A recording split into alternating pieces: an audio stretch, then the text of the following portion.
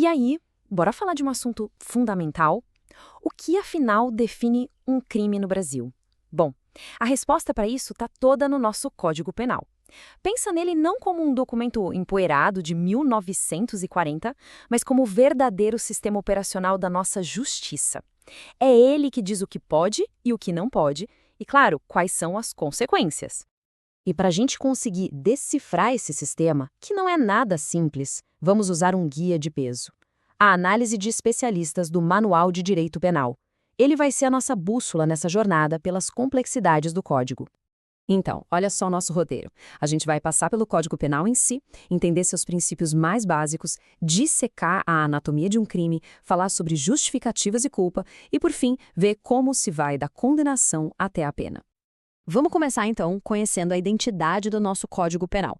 Porque, apesar da idade, ele está muito, mas muito longe de ser algo parado no tempo.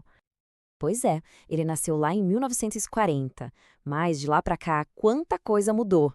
Teve uma reforma gigantesca em 1984, a criação de leis para crimes que nem eram debatidos na época, como feminicídio, e atualizações mais recentes, ou seja, ele está sempre se adaptando para acompanhar a sociedade. E a função dele, no fim das contas, é bem direta: ser o livro de regras oficial do jogo. Ele desenha aquela linha no chão que separa o que é um comportamento aceitável do que já é considerado crime. E, claro, define o preço a se pagar por cruzar essa linha. Mas, antes de sair definindo o que é crime, a gente precisa entender as regras desse jogo. Onde é que a lei penal brasileira vale e a partir de quando? Alguns princípios fundamentais respondem exatamente a isso. Isso nos leva a um dos pilares de tudo, o princípio da legalidade. Como o manual deixa bem claro, ninguém, absolutamente ninguém, pode ser punido por algo se não existir uma lei criada antes da ação que já definia aquilo como crime. Não tem crime sem lei anterior. Simples assim. É uma garantia para todo mundo. Tá, mas onde essa lei vale? É aí que entra o princípio da territorialidade, lá no artigo 5º. Basicamente, a lei brasileira se aplica a qualquer crime que aconteça dentro do território nacional. E isso vai além da terra firme, viu? Vale também para aeronaves e navios brasileiros, não importa onde eles estejam. Certo, agora a gente chega no coração da nossa análise. Como é que o sistema jurídico faz para saber se um crime realmente aconteceu? Não é no achismo. Existe um método, quase um checklist em 3 partes. Para alguém ser condenado, a ação dessa pessoa precisa passar por 3 filtros. E tem que ser nessa ordem, hein? Primeiro, o ato é um fato típico, ou seja, ele se encaixa na descrição de algum crime. Segundo, ele é antijurídico, isto é, contrário à lei. E terceiro, o autor é culpável, ou seja, ele pode ser reprovado por aquilo. Vamos olhar esse primeiro passo de perto. O fato típico é como um quebra-cabeça. A ação que aconteceu no mundo real tem que se encaixar perfeitamente na descrição do crime que está lá na lei. Se a lei fala em subtrair coisa alheia móvel, a ação tem que ser exatamente essa. Se faltar qualquer pecinha desse quebra-cabeça, não tem fato típico. E ainda dentro do fato típico, a intenção é tudo. O artigo 18 faz uma distinção crucial.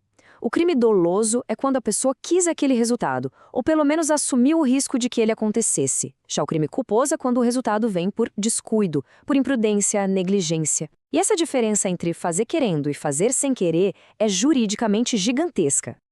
Ok, vamos para os próximos filtros. Porque uma ação pode até se encaixar na descrição de um crime, mas, no fim das contas, não ser considerada um.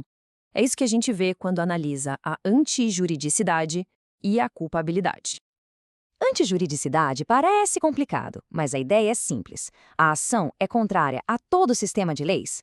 Porque, às vezes, o próprio sistema cria exceções. Existem situações em que uma ação, mesmo parecendo um crime, é na verdade justificada pela lei.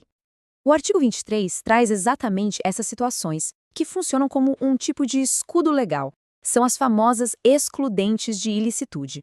Quais são? Estado de necessidade, legítima defesa, o estrito cumprimento de um dever legal e o exercício regular de um direito. Se a situação se encaixa em uma delas, o ato deixa de ser crime. E por último, o terceiro filtro, a culpabilidade. Aqui o foco muda para a pessoa. É um juízo de reprovação sobre o autor. A pergunta fundamental é: essa pessoa tinha condições de entender que o que ela estava fazendo era errado? E mais, naquelas circunstâncias, era justo exigir que ela agisse de um jeito diferente? O próprio código dá exemplos bem claros disso.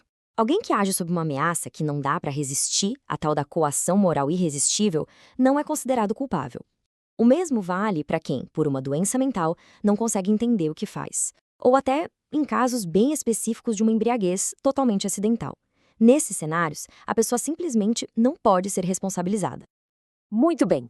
Se um ato passou por todos esses 3 filtros, é típico, antijurídico e culpável, aí sim temos um crime. E agora?